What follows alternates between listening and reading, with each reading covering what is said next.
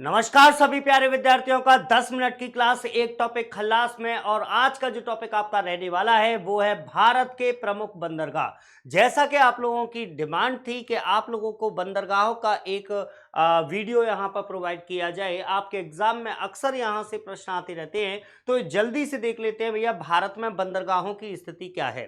भाई देखो, बंदरगाहों की अगर बात की जाए, डॉकयार्ड की बात की जाए या पोर्ट की बात की जाए, तो आपके यहाँ पर 13 प्रमुख बंदरगाह, 13 मान्यता प्राप्त प्रमुख बंदरगाह हैं और उसके अलावा हमारे यहाँ 200 से ज्यादा छोटे बंदरगाह उपस्थित हैं। अगर यहाँ पर 13 प्रमुख बंदरगाहों की बात करें तो देखो, 13 प्रमुख बंदरगाह में आपको सबसे पहले मैप पर उनकी स्थिति को समझ लेना है कि 13 प्रमुख बंदरगाह आपके कहां कहां पर स्थित है। तो ये जो आपका भारतवर्ष, इस पर 13 बंदरगाहों की स्थिति के बारे में आपको याद रखना है। मैप पर यदि चीजों को आप पढ़ते हैं तो लंबे समय तक वो आपके साथ बने रहते हैं, ठीक है ना। यहां पर 13 बंदरगाहों की स्थिति को मैं एक बार आपको बता देता हूं। तो आपको यहां पर याद रखना है सबसे पहले गुजरात में, ठीक है, यहां पर आपको मिलेगा, ये है आपका कांडला बंदरगाह, जिसे आज की डेट में आप दीनदयाल उपाध्याय बंदरगाह के नाम से भी जानते हैं।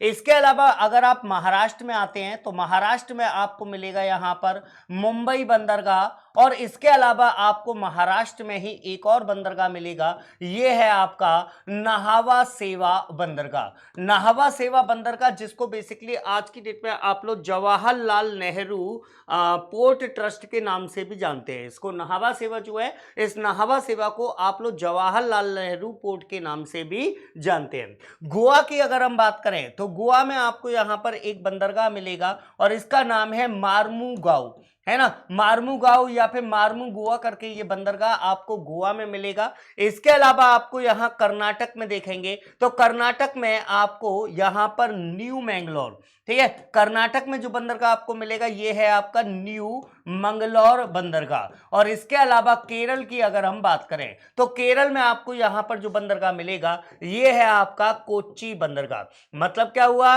कि भारत के पश्चिमी तट पर ये वाले बंदरगाह आपके स्थित हैं। इसके अलावा इधर की तरफ पूर्वी तट की तरफ आ जाते हैं तो पूर्वी तट पर तमिलनाडु में सबसे नीचे की तरफ आपको जो मिलेगा ये है आपके तूतीकोरिन बंदरगाह। कौन सा?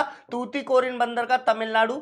इसके ऊपर की तरफ चलोगे तो आपको यहीं पर आपके तमिलनाडु में मिलेगा चेन्नई बंदरगाह।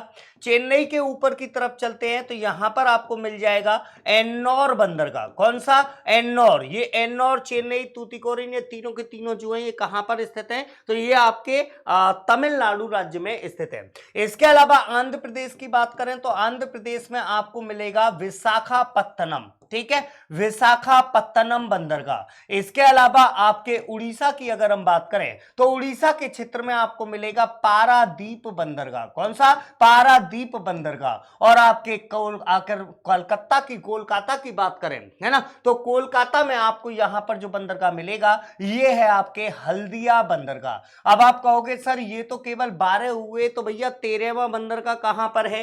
तो आपको याद रखना है भारत का मान्यता प्राप्त 13वां बंदरगाह जो है, ये 13वां बंदरगाह आपके अंडमान निकोबार में पोर्ट ब्लेयर में स्थित है। अंडमान निकोबार में पोर्ट ब्लेयर में 13वां मान्यता प्राप्त बंदरगाह आपका स्थित है, जिसे बेसिकली 2010 में मान्यता दी गई थी।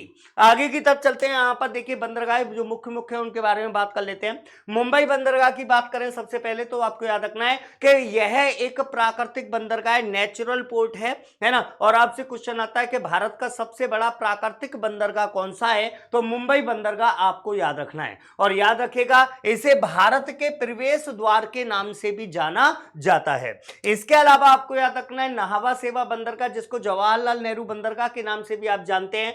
ये जो बंदरगाह है ये मुंबई बंदरगाह के निकट ही स्थित है। इसका निर्माण मुंबई बंदरगाह का दबाव काम करने के लिए किया गया था। वास्तव में मुंबई बंदरगाह जो था, मुंबई बंदरगाह भैया काफी ज्यादा मतलब वहां पर व्यापार हुआ करता था, तो उसके बोझ को कम करने के उद्देश्य से नाहवा सेवा बंदरगाह को डेवलप किया गया।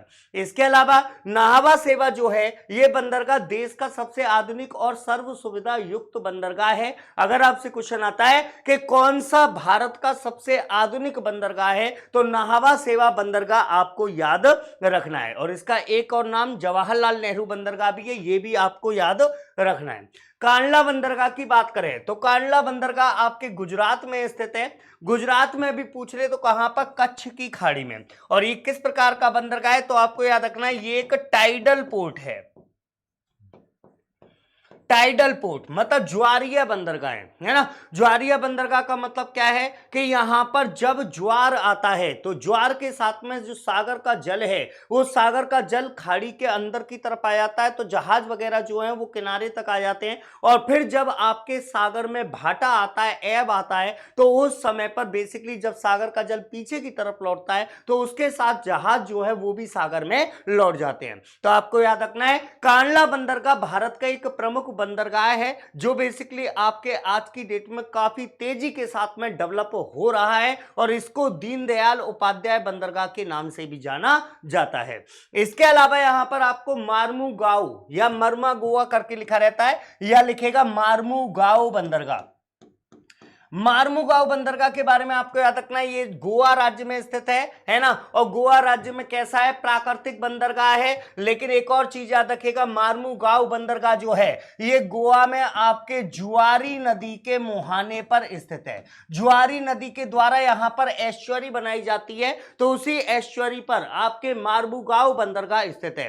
बेसिकली एस्चुअरी क्या होता है, तो जब नदियों के द्वारा बहाकर लाए गए अवसाद जो सेडिमेंट्स होते हैं जब वो सागर में डिकम्पोज यानी कि यहां पर आपके सागर में छोड़ दिए जाते हैं तो उसी स्थिति से जो संरचना बनकर तैयार होती है उसे एस्चुअरी कहा जाता है। तो ज्वारी नदी के किनारे पर आपका स्थित है मार्मुगांव बंदरगाह। इसके अलावा न्यू मैंगलोर बंदरगाह की बात करें तो यह आपके बंदरगाह कर्नाटक राज्य में स्थित है। इसके अलावा यह बंदरगाह कुद्रेन मुख खान है ना, यहां पर आपकी लोहे की खान है, लौह अयस्क की खान है, आयरन ओर की खान है कुद्रेन मुख। तो यहां से जो कुद्रेन मुख से लौह अयस्क निकाला जाता है, आयरन ओर निकाला जाता है, उसका निर्यात यहां से किया जाता है, एक्सपोर्ट यहां से किया जाता है। इसके अलावा कोच्चि बंदरगाह केरल की बात कर लें है ना, केरल में स्थित है, प्राकृतिक बंदरगाह है। इसके अलावा आपको याद रखना है कि यहां बड़े जहाज भी रुक सकते हैं। कोच्चि बंदरगाह भारत के पश्चिमी तट का सर्वश्रेष्ठ बंदरगाह माना गया है, चाय कॉफी मसालों के निर्यात के लिए काफी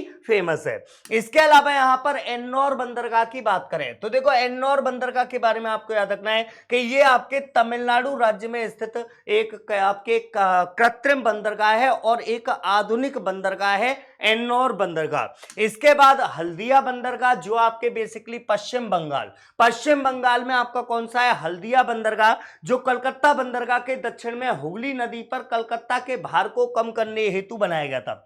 वास्तव में पश्चिम बंगाल में वेस्ट बंगाल में कोलकाता बंदरगाह था, तो कोलकाता बंदरगाह के वेट को या उसके भार को कम करने के लिए, ठीक है, उसके काम को बांटने के उद्देश्य से हल्दिया बंदरगाह को डेवलप किया गया। इसके अलावा यहां पर विशाखापत्तनम बंदरगाह की बात करें, आंध्र प्रदेश में स्थित है। कहां पर, आंध्र प्रदेश में स्थित है, और यह एक प्राकृतिक और गहरा बंदरगाह है। एक क्वेश्चन पूछा जाता है कि भारत का सबसे गहरा बंदरगाह कौन सा है, तो आपको क्या बताना है, विशाखापत्तनम बंदरगाह। चेन्नई बंदरगाह की बात करें, तमिलनाडु राज्य में स्थित है, और कैसा बंदरगाह है, कृत्रिम बंदरगाह है, यह भी आपको याद रखना है।